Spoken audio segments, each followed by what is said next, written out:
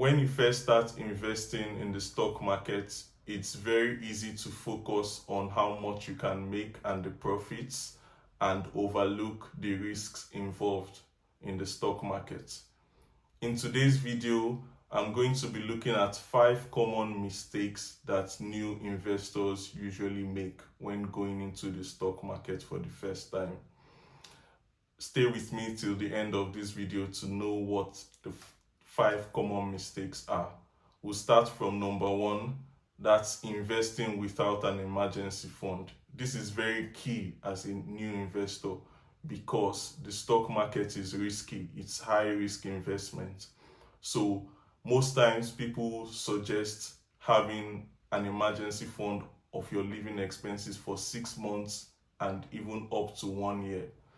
In that way, it gives you enough buffer if we're in a bear market where prices are down or the market is just going sideways.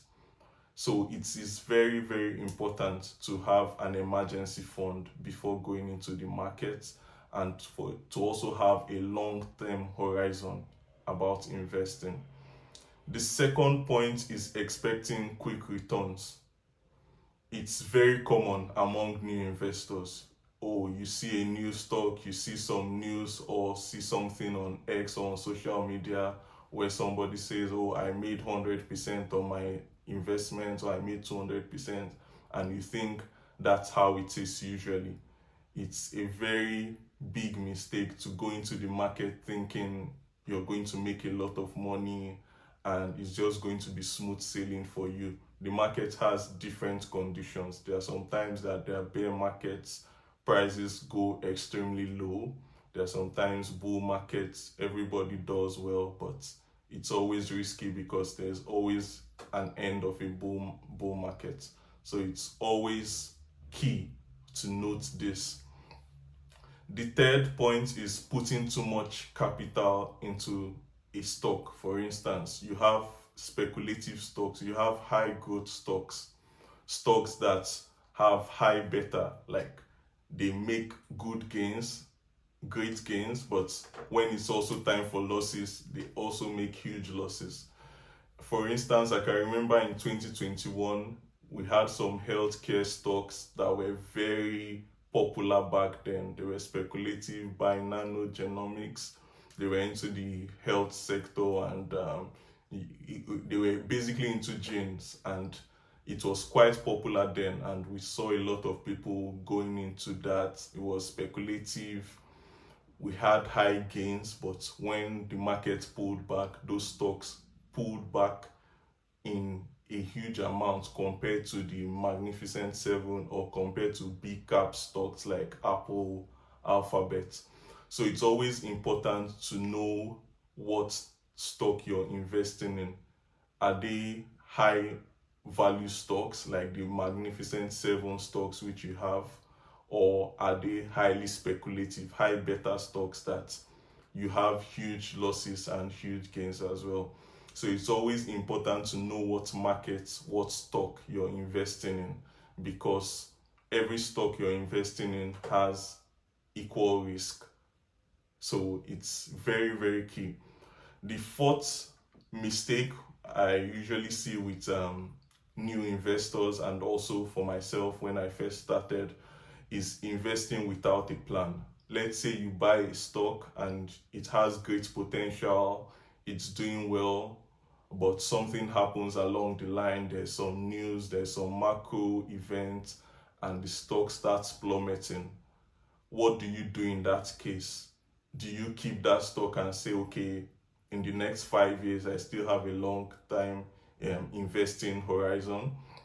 Or do you allocate the money you have in that stock into another stock that might be doing well, like a mega cap stock? So it's always important to invest with a plan. What is your plan?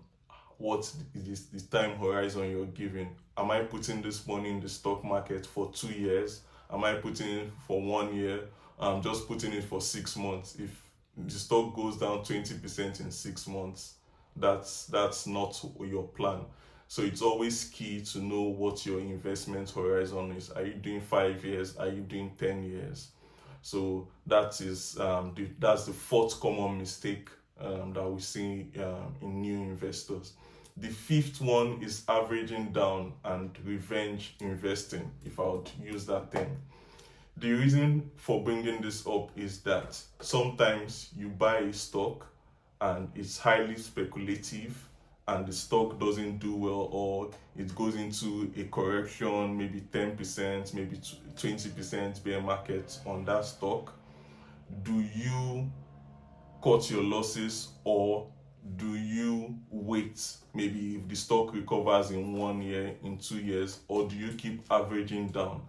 What I mean by averaging down is maybe you buy a stock when the stock was $50, for example. From $50 it drops to $30. Do you say, oh, I have to study the fundamentals of this stock and see why it's not doing well and maybe invest in some other company? Or do you buy at $30 aiming to reduce your average cost, right?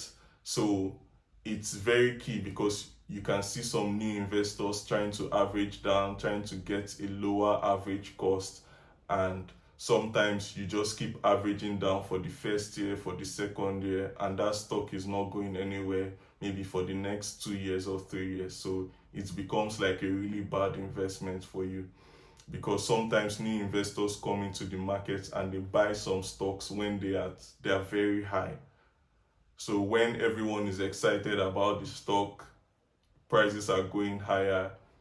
Sometimes it might be a good buying opportunity still, because a stock at a high price can still go higher. It all depends on market conditions, and it all depends on what is currently happening in the market.